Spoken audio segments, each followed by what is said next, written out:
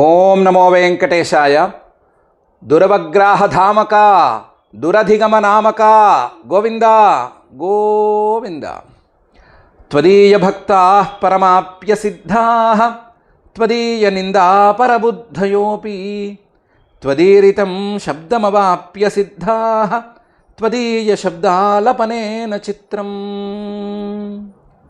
అని అఖిలాండకోటి బ్రహ్మాండ నాయకుడు దేవదేవుడు శ్రీ వెంకటేశ్వర స్వామి వారిని మనసులో భక్తిగా స్మరించుకుంటూ శ్రీశుకుల వారు ఉపదేశం చేసిన శ్రీమద్భాగవతం యొక్క అధ్యయన కార్యక్రమాన్ని మనం ప్రారంభించుకుందాము. యథాప్రకారం ప్రారంభంలో చదువుకోవలసినటువంటి ప్రార్థనా శ్లోకాలను చదువుకుని ఈ కార్యక్రమానికి మంగళాచరణం చేసుకుందాము. శ్రీ గురు ప్రార్థనా. గురుర్బ్రహ్మా గురుర్విష్ణు గురుర్దేవో మహేశ్వరః గురుః సాక్షాత్ పరం బ్రహ్మ తస్మై శ్రీ గురవే నమః. శ్రీనివాస ప్రార్థనా. పద్మోద్భవాదివంద్యాయ పద్మజన్యా ప్రియాయ చ పద్మనాభాయ దేవాయ శ్రీనివాసాయ తే నమః. అథ సంకల్పః. అస్మాకం ఉపాత్త సమస్త దురిత క్షయ ద్వారా బుద్ధిశుద్ధ్యర్థం విద్యాభివృద్ధ్యర్థం భక్తి జ్ఞాన వైరాగ్యాది తదనుకూల సర్వసంపత్సమృద్ధ్యర్థం శ్రీ పరమేశ్వర ప్రీత్యర్థం శ్రీమద్భాగవత పాఠం కరిష్యామహే. అస్య శ్రీమద్భాగవత స్తోత్ర మహామంత్రస్య నారద ఋషిః బృహతి ఛందః శ్రీకృష్ణః పరమాత్మా దేవతా బ్రహ్మ బీజం భక్తిశక్తి జ్ఞానవైరాగ్యే కీలకం. అస్మాకం శ్రీమద్భగవత్ప్రసాదసిద్ధ్యర్థే పాఠే వినియోగః ధ్యానం నారాయణస్య గుణగానవిధోపయుక్తం వ్యాసప్రసూతశుకగుంఫితవర్ణయుక్తం రాగాపహానమపి భావరసేన సిక్తం గీతం సమాలపత భాగవతం ప్రయుక్తం. శ్రీ గురుభ్యో నమః. శ్రీశుకుల వారు పరీక్షిత్ మహారాజు గారికి ఆయన అడిగినటువంటి ప్రశ్నలకి సమాధానం కొంతమేరకు చెప్పారు. భగవంతుడు ఇంద్రుడికి ఎందుకు పక్షపాతంతో ఉన్నాడు, ఇంద్రుడి పట్ల పక్షపాతంతో ఎందుకున్నాడు, రాక్షసుల్ని వాళ్ళని ఎందుకు సంహరిస్తున్నాడు అనేటువంటి ప్రశ్నలకి కొంతమేరకు సమాధానం చెప్పారు. కొంతమేరకు అంటే అర్థమయ్యేటువంటి రీతిలో చూసుకుంటే కొంతమేరకు సమాధానం చెప్పారు. వాస్తవమైన చెప్పవలసినటువంటి సమాధానం అదే. దాన్ని చెప్పి అత్రైవ ఉదాహృతః పూర్వం ఇతిహాస సురర్షిణ ప్రీత్యా మహాక్రతౌ రాజన్ పృచ్ఛతే అజాతశత్రవే అని. ఈ విషయం కొంచెం సంక్లిష్టమైంది కాబట్టి ఒక ఇతిహాసం, ఇంతకుముందు గడిచినటువంటి చరిత్రను చెప్తాను. ఆ చరిత్రని నారద మహర్షి గారు మీ తాతగారైనటువంటి ధర్మరాజు గారికి చెప్పారు. దాన్ని నేను నీకు చెప్తాను, నీకు కొంచెం అర్థమవుతుంది అని ఈ అధ్యాయంలోని 12వ శ్లోకంలో అన్నారు. నారద మహర్షి గారు ధర్మరాజు గారు ఎక్కడ కలిశారు, ఎప్పుడు కలిశారు, ధర్మరాజు గారు ఎందుకు అడిగారు, ఏమడిగారు, నారద మహర్షి గారు ఏమైనా సమాధానం చెప్పారు అనటానికి ప్రాతిపదికగా ప్రీత్యా మహాక్రతౌ అని మీ తాతగారు రాజసూయ యాగం చేసినప్పుడు ఈ సంభాషణ జరిగింది. ఆ సంభాషణలో నారద మహర్షి గారు చాలా ప్రీతిగా మీ తాతగారి మీద చాలా ప్రీతిగా చెప్పారు. ఆ చెప్పిన దాన్ని నేను నీకు చెప్తాను అని ప్రారంభించారు. దాని ప్రకారం అసలు ధర్మరాజు గారు ఎందుకు అడగవలసి వచ్చింది, ఏమైంది అనే విషయాన్ని 13వ శ్లోకంలో ఇలా అంటున్నారు. దృష్ట్వా మహాద్భుతం రాజా రాజసూయే మహాక్రతౌ వాసుదేవే భగవతి సాయుజ్యం చేది భూభుజ అని. రాజసూయ యాగం జరుగుతోంది. రాజసూయ యాగం చివరికి వచ్చిన తర్వాత అగ్రతాంబూలం ఎవరికి ఇవ్వాలి అనే ప్రశ్న వచ్చింది. అందరూ కలిసి నిక్కచ్చిగా శ్రీకృష్ణుడికే ఇవ్వాలి అని తేల్చారు. తేలిస్తే ధర్మరాజు గారు శ్రీకృష్ణుడికి అగ్రతాంబూలం ఇవ్వటానికి సిద్ధపడ్డారు. ఆ సందర్భంలో చిన్నప్పటి నుంచి శ్రీకృష్ణ దూషణే పనిగా పెట్టుకున్నటువంటి శిశుపాలుడు ఇతనికి అగ్రతాంబూలం ఎందుకు ఇస్తారు అని నానా దుర్భాషలాడాడు. అప్పటికి శిశుపాలుడు యొక్క తల్లికి ఇచ్చినటువంటి మాట మేరకు శిశుపాలుడు 100 తప్పులు చేస్తే క్షమిస్తాను అని శ్రీకృష్ణుడు ఆవిడ తల్లికి ఇచ్చిన మాట మేరకు 100 తప్పులు సహించాడు. ఇది 100వ తప్పు అయ్యేసరికి తన చక్రాయుధం తీసి శిశుపాలుడి మీదకి విసిరేశాడు. దాంతో శిశుపాలుడి తలకాయ తెగి కింద పడిపోయింది. ఆ సందర్భంలో అడిగాడు. ఎలాగా? ఆ సందర్భంలో అందరూ ఏం చూశారు అంటే శిశుపాలుడు తిట్టడం చూశారు, శ్రీకృష్ణుడు చక్రం వేయడం చూశారు, శ్రీకృష్ణుడి చక్రానికి శిశుపాలుడి తలకాయ తెగి పడిపోవటం చూశారు. కానీ అందరికంటే విభిన్నంగా చూసేటువంటి ధర్మరాజు గారు మాత్రం మహాద్భుతాన్ని అక్కడ చూశాడు. దృష్ట్వా మహాద్భుతం, చాలా అద్భుతం, ఎక్కడా జరగందది, ధర్మరాజు గారే కనీ విని ఎరగనిది, అంతటి అద్భుతం. అలాంటి అద్భుతాన్ని రాజసూయే మహాక్రతౌ, రాజసూయం అనేటువంటి మహాక్రతౌ మహాయజ్ఞంలో రాజా ధర్మరాజు గారు చూశారు. ఆయన కేవలం లౌకికమైన రాజు కాదు, ఆయన యోగ సామ్రాజ్యంలో కూడా మహారాజు. యోగ సిద్ధులను అందుకున్నటువంటి వాడు, చాలా గొప్పవాడు ఆయన. ఆయనే మహాద్భుతం అనేదాన్ని ఒకదాన్ని చూశాడు. ఏం చూశాడు? వాసుదేవే భగవతి సాయుజ్యం చేది భూభుజ. అక్కడ జరిగింది వాళ్ళకేం పెద్ద విచిత్రం కాదు, ధర్మరాజు గారు లాంటి వాళ్ళకి అదేం విచిత్రం కాదు. వాళ్ళకి ఇలాంటి సభల్లో ఎవరైనా కాస్తంత అహంకారంగా ఉంటే వెంటనే శిక్షించడం అనేది అలవాటే. 1-2 సందర్భాల్లో అలా జరిగినవి కూడా ఉన్నాయి. కానీ చక్రం పంపించాడు, పంపించిన చక్రం తలను నరికేసింది. నరికిన తర్వాత అందులోంచి ఒక ఆత్మజ్యోతి వచ్చి పరమాత్మలో లీనమవ్వటం, శ్రీకృష్ణుల్లో లీనమవ్వటం అనేదాన్ని ధర్మరాజు గారు చూశాడు. వాసుదేవే భగవతి, వసుదేవుడి పుత్రుడైనటువంటి శ్రీకృష్ణుడు వాసుదేవే భగవతి, ఆయనే పరమాత్మ, ఆయనే సమస్త భూతాలకు ఆశ్రయం, ఆయనే పూజనీయుడు, అందరికంటే పూజనీయుడు ఆయనే. ఆయనలో సాయుజ్యం, ఈ శిశుపాలుడు కలవటం అనే సంగతి చూశాడు. చేది భూభుజ, వాళ్ళది శిశుపాలుడిది చేది అనేటువంటి రాజ్యం. ఆ చేది రాజ్యానికి ఈయన రాజు, భూభుక్ అంటే రాజు.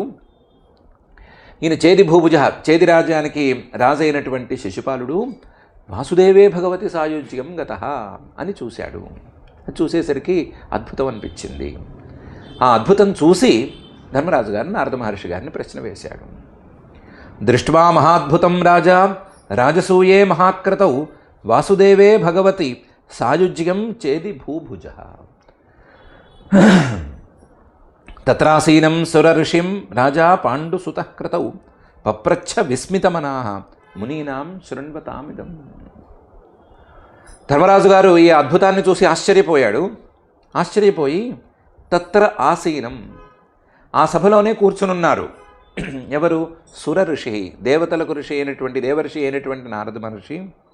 ఆయన్ని రాజా పాండుసుతః, పాండు మహారాజు గారి కొడుకు అయినటువంటి ధర్మరాజు గారు రాజా అంటే ఆ రాజసూయ యజ్ఞానికి యజమాని ఆయన.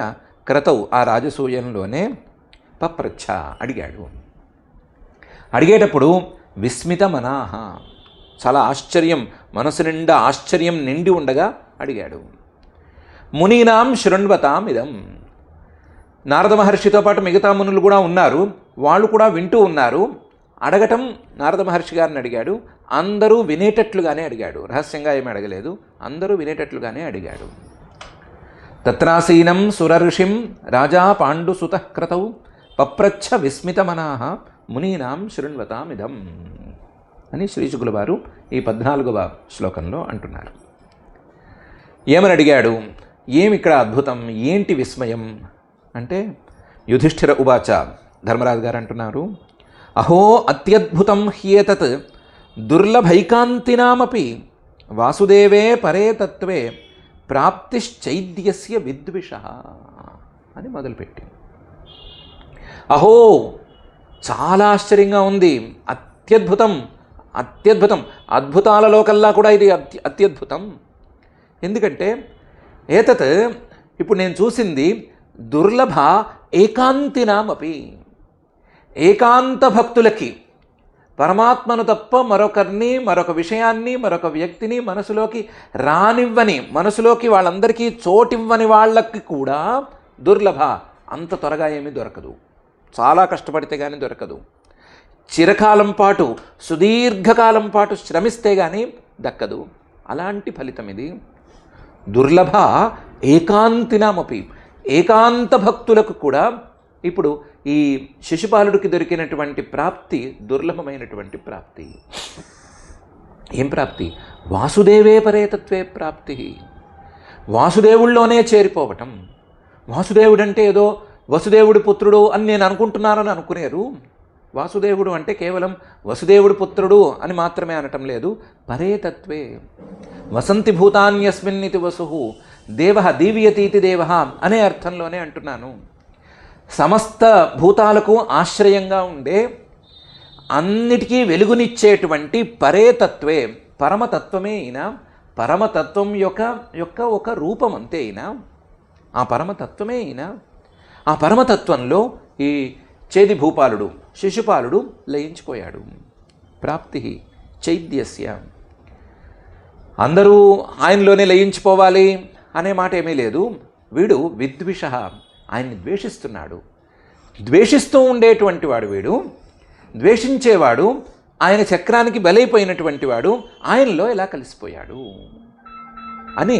అహో అత్యద్భుతమిదం, అహో అత్యద్భుతమిదం హ్యేతత్, అత్యద్భుతం హ్యేతత్ దుర్లభైకాంతినామపి వాసుదేవే పరేతత్వే ప్రాప్తిశ్చైద్యస్య విద్విష అని మొదలుపెట్టి ధర్మరాజు గారు అడిగాడు.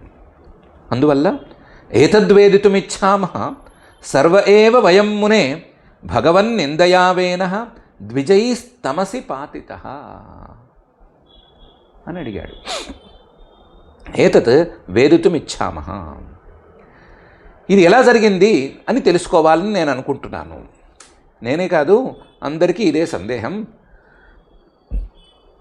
ఈ విషయాన్ని చూడగలిగిన వాళ్ళు నేను కాక ఇంకా కొంతమంది ఉన్నారు ఇక్కడ ఈ సభలో. వాళ్ళు కూడా ఇదే ప్రశ్న వేసుకుంటున్నారు. ఏతద్వేదితుమిచ్ఛామః సర్వ ఏవ వయం, మాలాంటి వాళ్ళందరము కూడా ఇదే తెలుసుకోవాలనుకుంటున్నాము. మునే, ఓ నారద మహర్షి, నువ్వు దీనికి సమాధానం చెప్పు. ఏం సమాధానం చెప్పాలి? ఏంటి నీకు ఇందులో ఉండేటువంటి విప్రతిపత్తి? భగవంతుడిని ద్వేషించాడు, ద్వేషించినంత మాత్రాన భగవంతుడు చక్రాయుధం పంపిస్తే ఆ తల తెగినంత మాత్రాన మళ్ళీ భగవంతుడిలో లీనమైపోకూడదు అని నియమమేముంది? ఏంటి ఇందులో నీకు విప్రతిపత్తి అని అడిగితే చెప్పాడు, భగవన్ నిందయా వేనః ద్విజైస్తమసి పాతితః అని.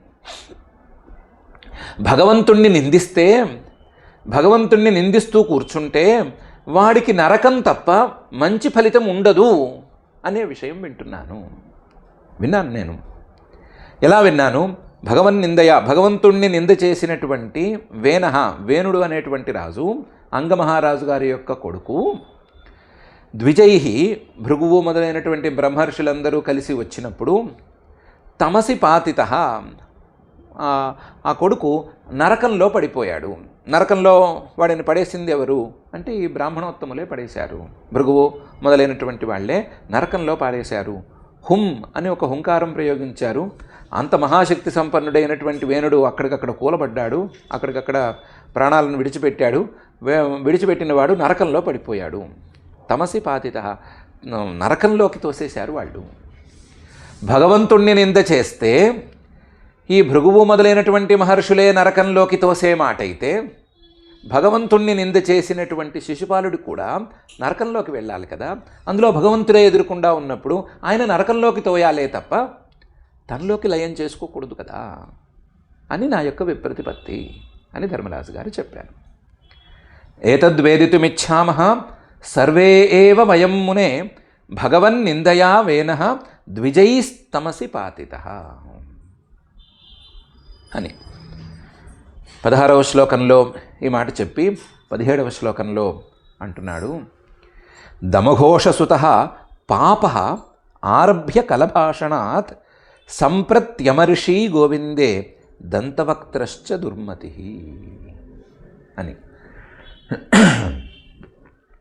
దమఘోషసుతః, దమఘోషుడు అని శిశుపాలుడి యొక్క తండ్రి పేరు.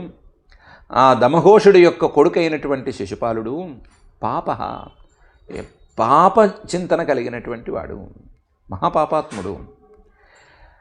ఎందుకు పాపాత్ముడు అంటే ఆరభ్య కలభాషణాత్, అప్పుడప్పుడే మాటలు వచ్చిన దగ్గర నుంచి, కలం ఏదో చిన్నపిల్లలు మాటలు అప్పుడప్పుడే నేర్చుకుంటుంటే అబ్బా బాబా పాప పిల్లి పాప అంటూ ఉంటారు కదా, అలాంటి సందర్భం నుంచి ఆ వయసు దగ్గర నుంచి ఆరభ్య కలభాషణాత్ సంప్రతి, ఇంతవరకు ఈ క్షణం వరకు అమర్షి గోవిందే. ఈ గోవిందుడు శ్రీకృష్ణుడు ఉన్నాడు కదా, ఆయన్ని తిట్టడమే పనిగా పెట్టుకున్నాడు. ఎప్పుడు మాటలు వచ్చిన దగ్గర నుంచి తిట్టడమే పని, ఈ రోజు వరకు అదే పని. సంప్రతి అమర్షి గోవిందే. మనసులోనేమో ఆయన మీద ఎక్కడ లేని అసూయ, ఎక్కడ లేని కోపం, ఎక్కడ లేని ద్వేషం, ఇవన్నీ ఉన్నాయి. సంప్రతి ఇప్పటికీ అలాగే ఉంది, ఈ క్షణం వరకు అలాగే ఉంది. అలాగే వీడితో పాటు వీడికో సహచరుడు ఉన్నాడు దంతవక్త్రః అని. ఆ దంతవక్త్రశ్చ దుర్మతి, వాడి మతి కూడా మంచిదేం కాదు, వాడు ఇలాంటి వాడే. వాడు పుట్టిన దగ్గర నుంచి మాటలు వచ్చిన దగ్గర నుంచి గోవిందుడిని తిట్టడమే పనిగా పెట్టుకున్నాడు. దమఘోషసుతః పాపః ఆరభ్య కలభాషణాత్ సంప్రత్యమర్షి గోవిందే దంతవక్త్రశ్చ దుర్మతి. శపతో రసకృద్విష్ణుం యద్బ్రహ్మ పరమవ్యయం శ్విత్రో న జాతో జిహ్వాయాం నాంధం వివిశతుస్తమః. శపతోహో అసకృద్విష్ణుం, ఆ శ్రీమన్మహావిష్ణువుని మళ్ళీ మళ్ళీ మాటి మాటికి శపతోహ తిట్టి పోస్తూనే ఉన్నారు, తిడుతూనే ఉన్నారు, ఏదో దుర్భాషలు ఆడుతూనే ఉన్నారు. శపతోహో అసకృత్ విష్ణుం, విష్ణుం అంటే కనిపించేటువంటి ఆ శ్రీకృష్ణుణ్ణి అని అనుకోకూడదు. యద్ బ్రహ్మ పరం అవ్యయం, ఆయనే కదా యద్ బ్రహ్మ, ఆయనే కదా పరమాత్మ, ఆయనే కదా పరబ్రహ్మ, ఆయనే కదా అందరికంటే గొప్పవాడు, ఆయనే కదా ఏ రకమైనటువంటి వ్యయము, ఏ రకమైన వినాశము లేనివాడు. అలాంటి వాడిని పట్టుకుని శపతో రసకృత్, ఎప్పుడూ తిడుతూనే ఉండేటువంటి వాళ్ళు వీళ్ళిద్దరూ. వీళ్ళు ఈరోజు ఈ మరణకాలం సమీపించేసరికి నరకంలో పడవలసిన వాళ్ళు నరకంలో పడలేదు కదా. నరకంలో పడలేదు అనేది పెద్ద విషయం కాదు. నాంధం వివిశతుస్తమః, అంధతమస్సు అనేటువంటి నరకంలోకి వీళ్ళు పడాలి. దాంట్లో పడలేదు, లేదా నరకం అనేది వీళ్ళకి దక్కలేదు అనే మాట ఒక మాట. దానికంటే కూడా పరమాత్మలో లయించిపోయారు అనేది పెద్ద మాట. పరమాత్మలో లయించిపోయారు అనేది కూడా పోనీ ఒక రకమైన మాట అనుకుంటే, శ్విత్రో నజాతో జిహ్వాయాం, వాళ్ళ ఒంటి మీద చిన్న గీత కూడా పడలేదు. ఎంత గీత పడలేదంటే శ్విత్రో నజాతో జిహ్వాయాం, నాలుక మీద చిన్న మచ్చ కూడా రాలేదు. నాలుక మీద చిన్న మచ్చ కూడా రాలా. శ్విత్ర అంటే మచ్చ అని అనుకోవచ్చు. తెల్లటి మచ్చలు ఒంటి మీద అక్కడక్కడ వచ్చేటువంటి మచ్చలకి శ్విత్రం అని పేరు. ఆ శ్విత్రం మచ్చ కూడా నాలుక మీద రాలేదు. ఎప్పుడూ తిట్టే నాలుక మీద చిన్న మచ్చ కూడా రాలేదు. నరకమా రాలేదు. దీనికి తోడు ఆయనలో కలిసిపోవటం అనే ప్రయోజనం కూడా కనిపించింది. మరి ఆశ్చర్యం మీద విప్రతిపత్తి అనేది ఉండదా? భగవంతుణ్ణి నిందిస్తే మంచిది కాదు అని మేమందరం చెప్పుకోవాలి కదా. భగవంతుణ్ణి నిందిస్తే మంచిది కాదు అంటే ఎందుకు?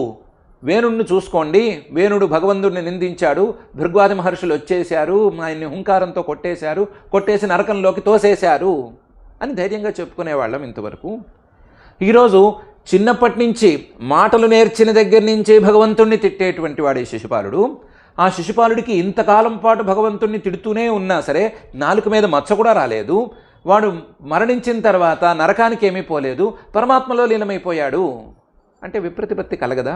ఎవరికైనా చెప్పుకోవాలంటే కష్టంగా ఉండదా అని యుధిష్ఠిర మహారాజు గారు అడిగారు. శపతో రసకృద్విష్ణుం యద్ బ్రహ్మ పరమవ్యయం శ్విత్రో నజాతో జిహ్వాయాం నాంధం వివిశతుస్తమః అని ఈ 18వ శ్లోకంలో. దాన్నే ఇంకా పైన చెప్తున్నారు, కథం తస్మిన్ భగవతి దురవగ్రాహధామని పశ్యతాం సర్వలోకానాం లయమీయతు రంజస అని.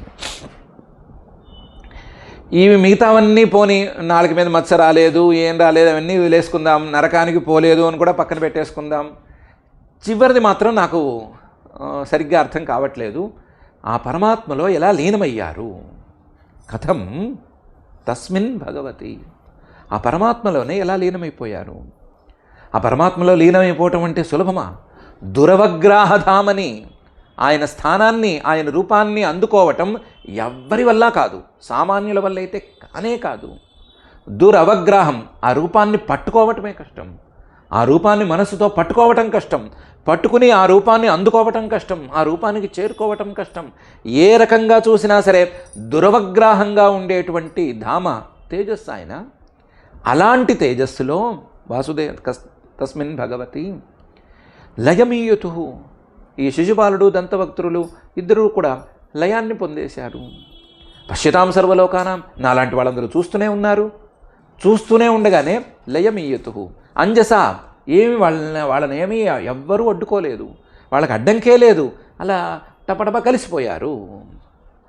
ఇది నాకు అర్థమయ్యేటట్లు లేదు, ఇదేమి సులభంగా లేదు అని ధర్మరాజు గారు అన్నాడు.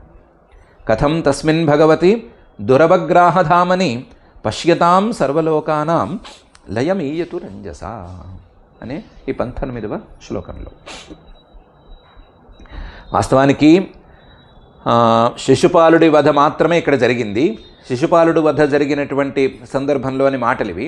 అప్పటికి ఇంకా దంతవక్త్రుడిని సంహరించలేదు, దంతవక్త్రుడిని తర్వాత సంహరించాడు. కానీ ధర్మరాజు గారు కాస్తంత భవిష్యత్తు జ్ఞానం ఉన్నవాడు. ఇది కాక సహజంగానే జాతకం చూస్తేనో లేకపోతే మరొక కారణంతోనో ఎవరో చెప్పగానో ఆ దంతవక్త్రుడు కూడా శ్రీకృష్ణ పరమాత్మ చేతిలోనే హతమైపోబోతున్నాడు అనే విషయాన్ని ఈయన ముందే తెలుసుకుని ఉంచుకున్నాడు.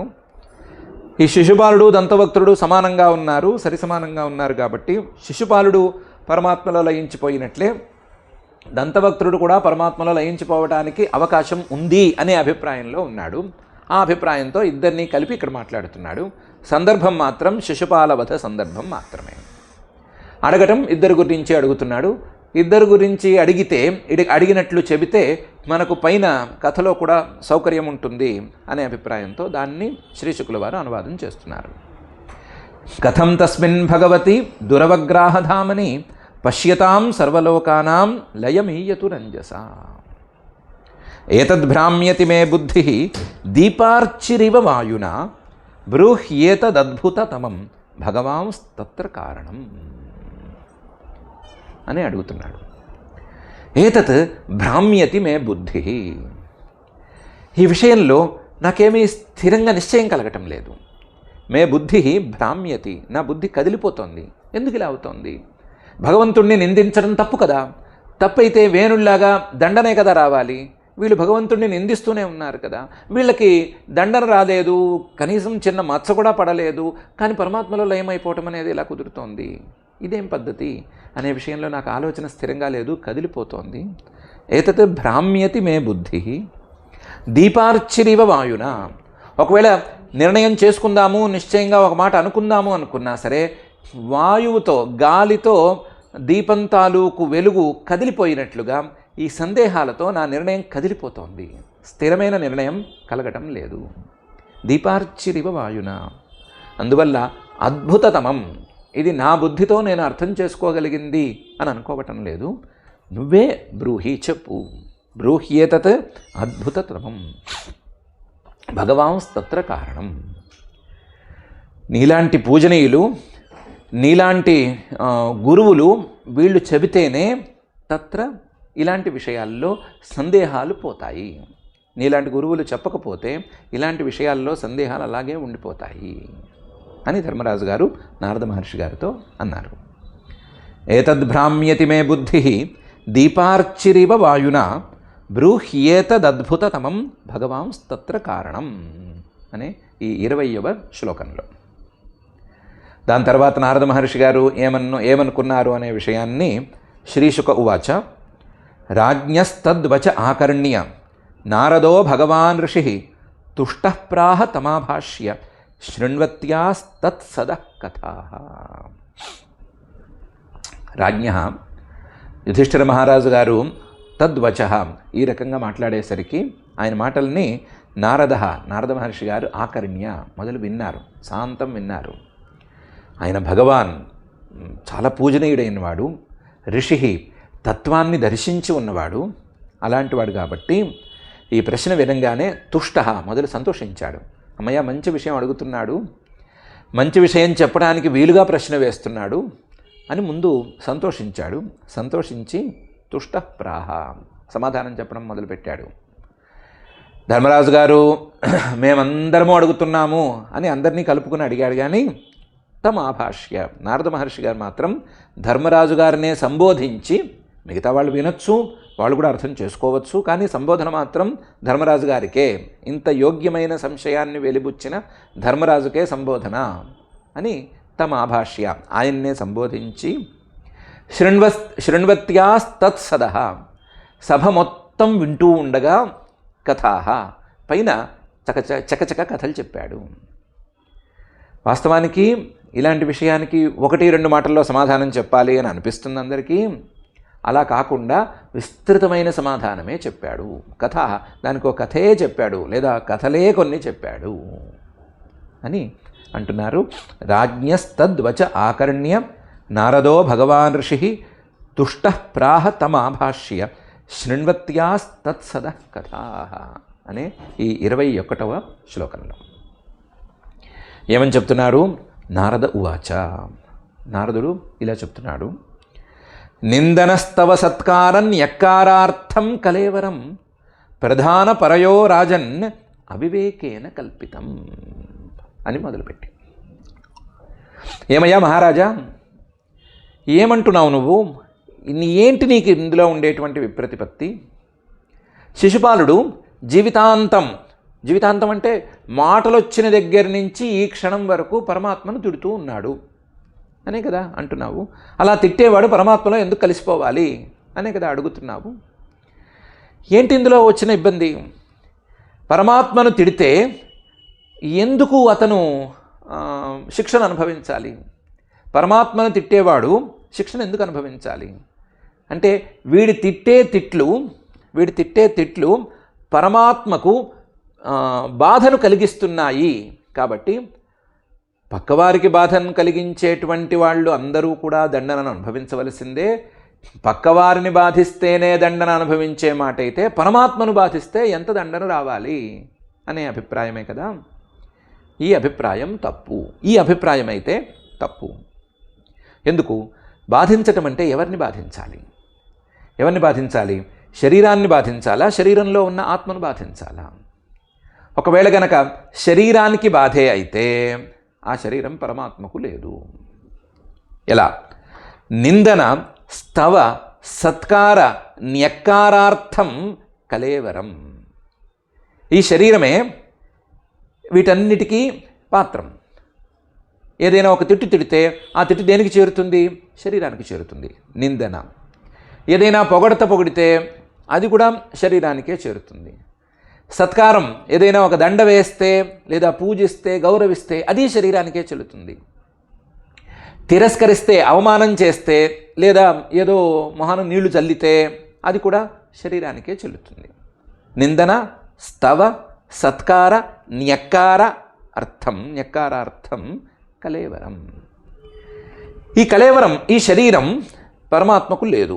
ఎందుకు లేదు అంటే, అసలు ఈ శరీరం ఎక్కడి నుంచి వచ్చింది? ప్రధాన పురుషయోహో రాజన్ అవివేకేన కల్పితం. ప్రధానం త్రిగుణాత్మకమైన మూల ప్రకృతి, మాయ, పరహ అంటే ఆత్మ, ఆ ప్రధానం కంటే భిన్నంగా ఉండేటువంటి పరమాత్మ, వీళ్ళిద్దరి యొక్క అవివేకేన, వీళ్ళిద్దరికీ వివేకం తేడా సరిగ్గా చూడకపోవటం వలన, వివేకం అంటే తేడా సరిగ్గా చూడటం, అది లేకపోవటం వలన అవివేకేన కల్పితం. ఈ శరీరం అనేది వచ్చింది. ఈ శరీరం అజ్ఞానం వల్ల వచ్చింది. ఆ అజ్ఞానం ప్రధానానికి పురుషుడికి ఉండేటువంటి తేడాను తెలుసుకోకపోవటం అనే తీరులో ఉంది. ఆ అజ్ఞానంతో వచ్చినటువంటి శరీరానికే నిందన, స్తవ, సత్కార, న్యక్కారాలు. ఈ శరీరం అజ్ఞానం లేని పరమాత్మకు ఎక్కడి నుంచి ఉంది? నిందన, స్తవ, సత్కార, న్యక్కారార్థం కలేవరం ప్రధాన పరయోరాజన్ అవివేకేన కల్పితం అని నారద మహర్షి గారు ఈ 22వ శ్లోకంలో సమాధానం మొదలుపెట్టారు. దాన్నే ఎక్స్టెండ్ చేస్తున్నారు. హింసా తదభిమానేన దండపారుష్యయోర్యథ వైషమ్యమిహ భూతానాం మమాహమితి పార్థివ అని. శరీరం అనేది పసిపిల్లవాడికి కూడా ఉంది. పసిపిల్లవాడిని ఎవరైనా ఓ తిట్టు తిడితే వాడేం బాధపడట్లేదు. పసిపిల్లవాడిని ఎవరైనా బాగా స్తుతి చేస్తే అబ్బో అబ్బో అంటే వాడేం సంతోషపడట్లేదు. చప్పట్లు కొడితే నవ్వాలి అని నియమం పెట్టుకున్నాడు. ఆ నియమం ప్రకారం ఉంటున్నాడే కానీ వాడేం సంతోషపడటం లేదు. ఎవరైనా తీసుకొచ్చే ఓ పూలదండ వేస్తే నన్ను సన్మానించారు అని అనుకోవటం లేదు. న్యక్కార ఎవరైనా తిరస్కరిస్తే తిరస్కరించారని కూడా అనుకోవటం లేదు. శరీరం ఉన్నంత మాత్రాన నిందన, స్తవ, సత్కారం, న్యక్కారాలు కలగటం లేదు. శరీరం ఉన్నంత మాత్రాన కలగటం లేదు, కానీ శరీరం ఉంటేనే కలుగుతున్నాయి. శరీరం ఉంటేనే కలుగుతున్నాయి. ఎప్పుడు కలుగుతున్నాయి అంటే వైషమ్యం అనేది ఉంటే కలుగుతున్నాయి. వైషమ్యం అనేది అంటే తేడా అనేది వస్తే కలుగుతున్నాయి. ఆ తేడా ఎప్పుడు వస్తుంది? మమ అహం అనేటువంటి తేడా వచ్చినప్పుడు వస్తుంది. అహం నేను అని వస్తే, మమ నాది, నా వాళ్ళు అనేది వస్తే ఇవన్నీ వచ్చేస్తాయి. నేను అనేది గనక బలపడిపోతే పసిపిల్లవాడిలో, అంటే వాడు కాస్త ముదిరి నడక మొదలుపెట్టి లేదా కొంచెం పెద్దవాడు అవుతూ ఉంటే నేను అనేది మొదలైతే, నాది అనేది అనటం ప్రారంభిస్తే ఇంకా ఈ నిందన, స్తవ, సత్కారార్హం కళేవరం అనేది మొదలైపోతుంది. అంతవరకు రాదు. అంటే శరీరం మాత్రమే కాదు, శరీరంలో నేను అనే భావన బలపడాలి, ముదరాలి. దాంతో నాది అనేటువంటి భావన పొడుచుకురావాలి. మమ అహం ఇతి. ఈ వైషమ్యం వస్తే భూతానాం, ఏ శరీరంలో ఉండేటువంటి ఏ ప్రాణికైనా సరే ఈ నిందనస్తవ సత్కారార్హం కళేబరం అని వచ్చేస్తుంది. చివరికి కుక్కకు కూడా తిడితే తెలుస్తుంది. చిపో చిపో అంటే అక్కడి నుంచి వెళ్ళిపోవాలనైనా కనీసం అనుకుంటుంది. సత్కారార్హం, దాన్ని కూర్చోబెట్టి తిండి పెడితే కాసేపో కనీసం దాన్ని మర్యాదగానైనా భావిస్తుంది అది. కాబట్టి కుక్క శరీరానికి కూడా సత్కారాలు ఉన్నాయి, కుక్క శరీరానికి కూడా నిందలున్నాయి, అన్నీ ఉన్నాయి. ఎంత మాత్రంలో తేడా తెలుస్తుంది అని వాటిని అడిగి చూడాలి, మనకు తెలియకపోవచ్చు. కానీ చిన్నపాటివి ఏదో ఉంటే ఏదో తేడా ఉండనే ఉంది. ఇది ఎక్కడి నుంచి వచ్చింది? మమాహమితి వైషమ్యాత్. భూతానాం మమాహమితి వైషమ్యం. ఈ మమాహం అనేటువంటి వైషమ్యం గనక వచ్చేసినట్లయితే దండ పారుష్యయోహో తదభిమానేన హింస. నాది, నేను అనేటువంటి భావనలు బలపడిపోతే, ఈ శరీరాన్ని ఎవరైనా దండిస్తే, ఎవరైనా పీడిస్తే, ఈ శరీరాన్ని ఎవరైనా పరుషంగా మాట్లాడితే, ఎవరైనా దూషిస్తే హింస ఆ శరీరం లోపల ఉండే నేనుకి, ఈ శరీరం నాది అనుకునేటువంటి మహానుభావుడికి బాధ కలుగుతుంది. కేవలం శరీరం మాత్రమే చాలదు, అజ్ఞానంతో శరీరం పుట్టడం మాత్రమే చాలదు. ఈ శరీరం మీద కూడా అజ్ఞానం ఉండాలి, ఈ శరీరం మీద కూడా భ్రమ అనేది ఉండాలి. ఉంటే అప్పుడు ఈ పీడ, హింస అనేది ఉంటుంది. హింస, పీడ అనేది తదభిమానేన, శరీరం మీద అభిమానంతో, శరీరం మీద భ్రమతో. ఏ భ్రమతో? నేను నాది అనేటువంటి భ్రమతో. దండ పారుష్యయోర్ యథ. దండం, ఎవరైనా దండించినా, కొట్టినా లేదా తిట్టినా, పారుష్యయోహ, పరుషంగా మాట్లాడినా సరే బాధ కలుగుతుంది. అది వైషమ్యం వలన వస్తోంది. వైషమ్యం ఇహ, ఈ సృష్టిలో భూతానాం, ప్రాణులన్నిటికీ ఉంది. ఆ వైషమ్యం మమాహం అనేటువంటి వైషమ్యం. ఈ వైషమ్యం పసిపిల్లవాడికి లేదు కాబట్టి వాడికి ఏదీ అవమానం కాదు, ఏదీ సత్కారం కాదు, అన్నీ సమానంగానే ఉంటాయి. ఏ వస్తువు మీద ద్వేషం లేదు, ఏ వస్తువు మీద ప్రేమ లేదు. తన మానాన్ని తాను కాళ్ళు చేతులు ఆడించుకుంటూ హాయిగా కూర్చున్నాడు, పోని పడుకున్నాడు. కాబట్టి అజ్ఞానం అనేది శరీరం పుట్టడం వరకు మాత్రమే కాదు, పుట్టిన తర్వాత శరీరంలో నేను అని అనిపించటానికి కూడా కారణంగా ఉంది అని నారద మహర్షి గారు ఈ 23వ శ్లోకంలో చెప్తున్నారు. హింసా తదభిమానేన దండ పారుష్యయోర్యథ వైషమ్యమిహ భూతానాం మమాహమితి పార్థివ అని. యన్నిబద్ధోభిమానోయం తద్వధాత్ ప్రాణినాం వధః తథా న యస్య కైవల్యాత్ అభిమానోఖిలాత్మనః పరస్య దమకర్తుర్హి హింసా కేనాస్య కల్ప్యతే అనే పై శ్లోకంలో ఈ శరీరం కానీ ఈ శరీరంతోని అభిమానం కానీ ఆ పరమాత్మకు లేదు. యన్నిబద్ధ అభిమాన అయం.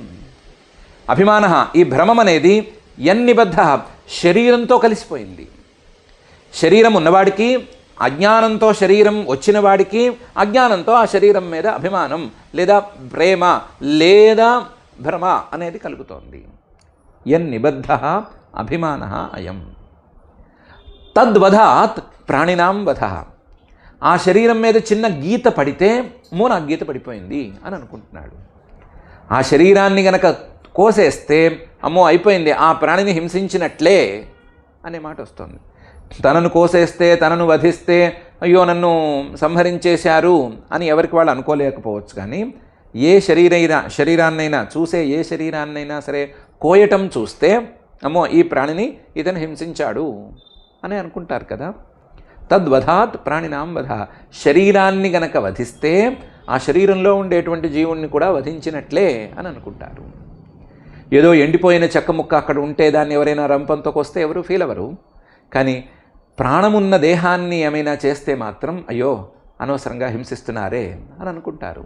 తద్వధాత్ ప్రాణినాం వధ. ఇవన్నీ తథా నయస్య ఆ పరమాత్మకు లేవు. ఎందుకు? కైవల్యాత్. ఆయన కేవల స్వరూపుడు. ఈ శరీరం రావటానికి ముందుండేటువంటి ప్రధాన పురుష వివేకం, ప్రధాన పురుషయోర్ అవివేక అనుకున్నాం కదా. ఆ ప్రధాన పురుషయోర్ అవివేక అనేది ఆయనకి లేదు. ప్రధాన పురుషయోర్ వివేకం అనేది ఆయనకు ఉంది. ప్రధాన పురుషయోర్ వివేక అనేది ఆయనకుంటే ఆయనకి ఈ శరీరం అనేది రావటానికే వీల్లేదు. కానీ ఏదో విధంగా కింద మీద పెట్టి ఆయనే కారణం అని అనుకుంటున్నాం కాబట్టి ఒక శరీరానికి కాదు అన్ని శరీరాలకి ఆయనే కారణం అని అనుకున్నా కూడా అభిమాన నా, ఆయనకి శరీరం మీద అభిమానం లేదు. ఎందుకు? అఖిలాత్మన. అన్ని శరీరాలకి ఆయనే కారణమైనప్పుడు, అన్ని శరీరాలు ఆయనే కారణంగా పుట్టినప్పుడు ఏ శరీరాన్ని ప్రత్యేకించి ఇది నా శరీరం అని అనుకుంటాడు? ఏ శరీరం మీద ఇది నేను, ఇది నాది అని అనుకుంటాడు? అన్ని శరీరాలు ఆయన వల్లే కదా కలిగినాయి. కాబట్టి ఒకవేళ అనుకుంటే అఖిలాత్మన, శరీరాలన్నీ నావి అని అనుకోవాలి. శరీరాలన్నిటిలోనూ సమంగా ఉండాలి. సమంగా ఉండేటప్పుడు వైషమ్యం లేదు. వైషమ్యం ఉంటేనే కదా విభాగం వస్తుంది. పూజ సత్కారం అనేటువంటి తేడా ఇవన్నీ వస్తుంది. వైషమ్యమే లేదు. వైషమ్యం లేదు కాబట్టి అస్సలు ఇలాంటి ప్రసక్తి లేదు. రథా నయస్య కైవల్యాత్ అభిమాన అఖిలాత్మన. అందరిలోనూ సమంగా ఉండేటువంటి పరమాత్మకు లేదా అన్నిటికంటే భిన్నంగా ఉండేటువంటి పరమాత్మకు ఈ ప్రసక్తి ఏదో అవమానించారు అనేటువంటి కారణంతో బాధ కలగటం అనే ప్రసక్తి రానే రాదు. ఆయనకు బాధ కలగటం అనే ప్రసక్తి లేదు కాబట్టి దండన గురించి మనం మాట్లాడుకోలేము. పరమాత్మను బాధ పెట్టావు అందుకని నీకు ఈ దండన అని అనలేము. ఈ కారణంతో దండన అని చెప్పలేము.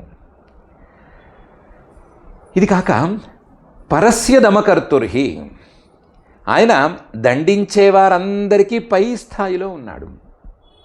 దండించేవారందరినీ కిందకి తొక్కేసి అందరికంటే ఉన్నత స్థాయిలో ఉన్నవాడు పరస్య దమకర్తు.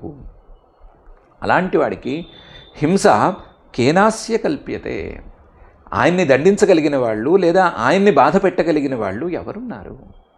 ఎవరితో ఆయనకు బాధ కలుగుతుంది? ఎవ్వరితోనూ బాధ కలగదు. ఆయన సామర్థ్యం అందరినీ బాధించగలిగినటువంటి సామర్థ్యమే అయితే ఎవరేదో అన్నారని ఆయన ఎందుకు బాధపడతాడు? అందువల్ల పరస్య దమకర్తుర్హి హింసా కేనాస్య కల్ప్యతే అని అన్నారు. బాగానే ఉందండి. ఇంత అయినా సరే దమకర్తుని మీరే అంటున్నారు కదా, అంటే ఆయనే దండిస్తాడు అంటున్నారు కదా. ఆయన ఎందుకు దండిస్తున్నాడు? ఆయన మనసులో నన్ను తిట్టారు అనే భావన లేకపోతే దండన ఎందుకు అని అంటే, కాదు, నేను చెప్పిన మాటని తప్పుగా అర్థం చేసుకున్నావు, సరిగ్గా వినలేదు. నేను దమకర్తు అనలేదు, పరస్య దమకర్తు అని అన్నాను. పరస్య దమకర్తు అంటే మిగతా దండించే వాళ్ళ లాంటి వాడు ఈయన కాడు. ఈయన వాళ్ళందరికంటే శ్రేష్ఠుడు, వాళ్ళందరికంటే విభిన్నంగా ఉండేటువంటి వాడు. తన కోసం దండన చేసుకునేవాడు కాదు. పరస్య దమకర్తు, ఆ తిట్టిన వాడికి బుద్ధి రావటం కోసం, వాడు నేను తప్పు చేస్తే నేను దండన అనుభవించవలసి వస్తుంది అని అనుకుని భయపడి తప్పు చేయకుండా ఉండటం కోసం పరస్య దమకర్తు ఈయన దండిస్తాడు. తన కోసం దండించడు. దండన అనేది ఎదుటివాడి కోసం దండిస్తాడు. వాడికి సద్బుద్ధి రావటం కోసం దండిస్తాడు. వాడు మంచి మార్గంలోకి ప్రయాణించటం కోసం, కాస్త జాగ్రత్త వహించటం కోసం దండిస్తాడు. అలాంటి వాడికి హింసా కేనాస్య కల్పితే, ఎవరో ఏదో అన్నారు అని బాధ కలగటం అనేది జరగదు అని నారద మహర్షి గారు ధర్మరాజు గారితో అన్నారు. ఈ 24వ శ్లోకంలో యన్నిబద్ధోభిమానోయం తద్వధాత్ ప్రాణినాం వధ తథా న యస్య కైవల్యాత్ అభిమానోఖిలాత్మనః పరస్య దమకర్తుర్హి హింసా కేనాస్య కల్ప్యతే అనేటువంటి ఈ శ్లోకంలో పైన ఇంకా ఈ విషయాన్ని కొంచెం వివరించి తర్వాత చెప్పవలసినటువంటి మాటల్ని నారద మహర్షి గారు చెప్పబోతున్నారు. ఆ మాటల్ని మనం కూడా శ్రద్ధగానే అధ్యయనం చేసుకుందాం. ఇప్పటికైతే ఎలాగూ శిశుపాలుడి ప్రస్తావన వచ్చింది, శిశుపాలుడిని దండించలేదు, లేదా శిశుపాలుడు పరమాత్మలో లయించిపోయాడు కాబట్టి మనం కూడా శిశుపాలుడిలాగానే పరమాత్మను నిందించుకోవచ్చు అనేటువంటి భ్రమలకు ఇప్పుడే పోవద్దు. ఇంకా పూర్తి కూడా కాలేదు కాబట్టి ఆ భ్రమలొద్దు. ఆయనేమి దండించడు అనే మాట రానివ్వలేదు. పరస్య దమకర్తు అని అన్నారు. దండన ఉంది, కానీ ఆయన బాధపడి ఆ బాధకి ప్రతిఫలంగా దండం లేదు అని మాత్రమే చెప్తున్నారు. కాబట్టి పరమాత్మను దూషిస్తేనో, పరమాత్మను నిందిస్తేనో, తప్పు చేస్తేనో, తప్పుడు భావనతో ఆ పని చేస్తేనో దండన రావటానికి ఆస్కారం ఉంది. దానికి ఉదాహరణగా వేణుడి దృష్టాంతం ఉంది అనే విషయం మనసులో పెట్టుకుందాము. అందుకని ఆ పనుల జోలికి మనం పోవద్దు. దానికంటే ఈ శరీరం ఎలా వచ్చింది, ఈ శరీరం మీద మన అభిమానం ఎందుకు వచ్చింది, ఒక పసిపిల్లవాడికి కూడా శరీరం ఉన్నప్పుడు పసిపిల్లవాడు తనని ఎవరో గౌరవించారని కానీ అవమానించారని కానీ ఎందుకు అనుకోలేకపోతున్నాడు, ఎందుకు అనుకోవటం లేదు? అలా అనుకోవటం మనలాంటి వాళ్ళకి మాత్రమే ఎందుకు అబ్బింది? దానికి కారణంగా మనసులో ఏ భ్రమ ఉంది? ఈ నేను అనేది ఆ భ్రమకి మూలమైతే ఆ భ్రమ ఎప్పుడు మొదలైంది, ఎక్కడి నుంచి మొదలైంది, ఎలా మొదలైంది, దాన్ని ఎలా తప్పించుకోవాలి అనేటువంటి అంశాల మీద మనం ఎక్సర్సైజ్ చేసుకుందాం. ఈ ప్రశ్నలకు సమాధానాలను వెతుక్కోవటం కోసం ఈ చిన్న వృత్తాంతాన్ని మనం తీసుకుందాం. పరమాత్మలాగానే మనకు కూడా శరీరం మీద గనక అభిమానం లేకపోతే మనకి ఇలాంటి పరిస్థితి రాదు అనే విషయాన్ని మనం దృష్టిలో ఉంచుకుని పైన ఇంకా చెప్పబోతున్నటువంటి అంశాలను కూడా అధ్యయనం చేసుకుని ఈ శరీరాభిమానాన్ని పోగొట్టుకునేటువంటి విధానాన్ని మనం కూడా కనిపెట్టుకుందాం. దానికంటే ముందు పరమాత్మను దూషించకుండా పరమాత్మను మనసులో ఉంచుకుని శరీరాభిమానాన్ని పోగొట్టుకునేటువంటి ఉత్తమమైన విధానానికి మనం దగ్గరవుదాం. అలా దగ్గరయ్యేట్లుగా దీవించవలసిందిగా ఆ అఖిలాండకోటి బ్రహ్మాండ నాయకుడు దేవదేవుడు శ్రీ వెంకటేశ్వర స్వామి వారిని భక్తిగా ప్రార్థించుకుందాం. ఆ ప్రార్థనతో ఈరోజు మనం పారాయణ కార్యక్రమాన్ని ప్రారంభించుకుందాం. అథ శ్రీమద్భాగవతే సప్తమస్కంధే ప్రథమాధ్యాయే శ్లోకాః దృష్ట్వా మహాద్భుతం రాజా రాజసూయే మహాక్రతౌ వాసుదేవే భగవతి సాయుజ్యం చేది భూభుజః తత్రాసీనం సురర్షిం రాజా పాండుసుతః క్రతౌ పప్రచ్ఛ విస్మితమనాః మునీనాం శృణ్వతామిదం. యుధిష్ఠిర ఉవాచ అహో అత్యద్భుతం హ్యేతత్ దుర్లభైకాంతినామపి వాసుదేవే పరే తత్వే ప్రాప్తిశ్చైద్యస్య విద్విషః. एतद्वेदितुमिच्छामः सर्व एव वयं मुने भगवन्निन्दयावेनो द्विजैस्तमसि पातितः दमघोषसुतः पापः आरभ्य कलभाषणात् सम्प्रत्यमर्षि गोविन्दे दन्तवक्त्रश्च दुर्मतिः शपतो रसकृद्विष्णुं यद्ब्रह्म परमव्ययम् श्वित्रो न जातो जिह्वायां नान्धं विविशतु स्तमः कथं तस्मिन् भगवति दुरवग्राहधामनि पश्यतां सर्वलोकानां लयमीयतु रञ्जसा एतद्भ्राम्यति मे बुद्धिः दीपार्चिरिव वायुना ब्रूह्येतदद्भुततमं भगवांस्तत्र कारणम्। श्रीशुक उवाच राज्ञस्तद्वच आकर्ण्य नारदो भगवान् ऋषिः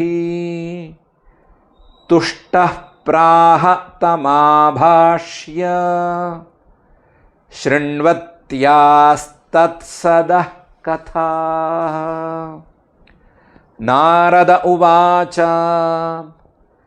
निन्दनस्तव सत्कार न्यक्कारार्थं कलेबरम् प्रधानपरयो राजन् अविवेकेन कल्पितम् हिंसा तदभिमानेन दण्डपारुष्ययोर्यथा वैषम्यमिह भूतानां ममाहमिति पार्थिव यन्निबद्धोऽभिमानोऽयं तद्वधात् प्राणिनां वधः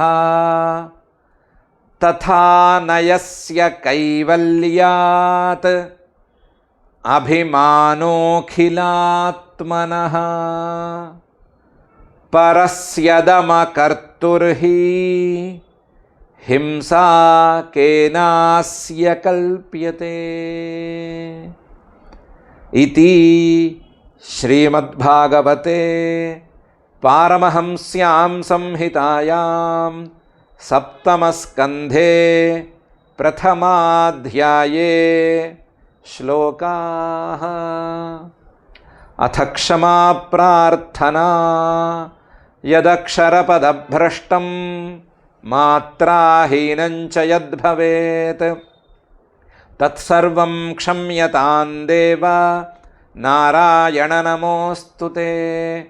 अथ भगवत्समर्पणं कायेन वाचा मनसेन्द्रियैर्वा बुद्ध्यात्मना वा प्रकृते स्वभावात् करोमि यद्यत् सकलं परस्मै नारायणायेति समर्पयामि। अथ लोकक्षेमप्रार्थना सर्वे भवन्तु सुखिनः सर्वे सन्तु निरामयाः सर्वे भद्राणि पश्यन्तु मा कश्चित् दुःखभाग् भवेत्। अथ मङ्गलं श्रियः कान्ताय कल्याणनिधये निधयेऽर्थिनां श्रीवेङ्कटनिवासाय श्रीनिवासाय मङ्गलम्।